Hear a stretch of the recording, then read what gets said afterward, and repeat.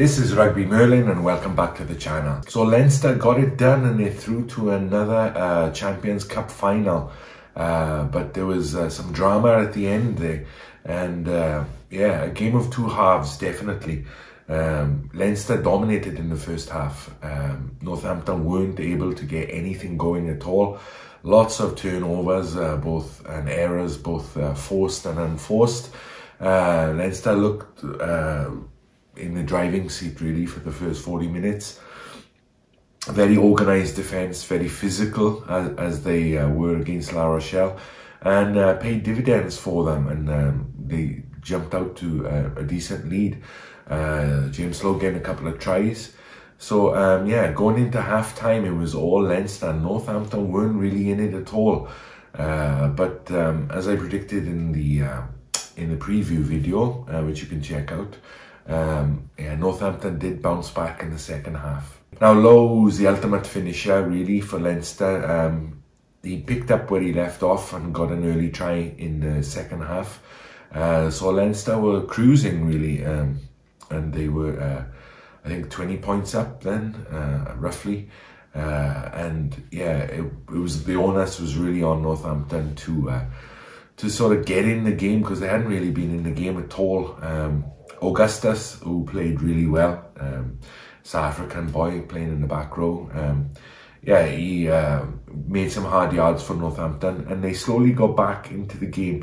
And it seemed like, to a certain extent, they worked out the Leinster defence, which was coming up really fast. I wouldn't say a rush defence to the extent that South Africa employ it, but you know, it was they were coming up very quickly, and Northampton were finally able to get around them a little bit and pay dividends for them. Also, another factor was the Leinster front row, which is immense really.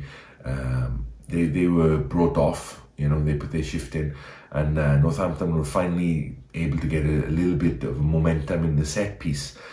Picked up a couple of useful penalties, and they made the most of them in the end, and they ended up getting a couple of tries, nice tries as well. And Smith for Northampton, the 10, brought his kicking boots, and Northampton, unbelievably really, when you consider how they played in the first half, were able to pull the match back to 2017 with about 5 minutes to go, and that last 5 minutes was kind of worth the price of entry really, if you like, because it was really dramatic. Now Leinster obviously have a history of giving up early leads in games, so I'm sure the 80,000 odd crowd there would have had their heart in their mouth as the final seconds ticked down.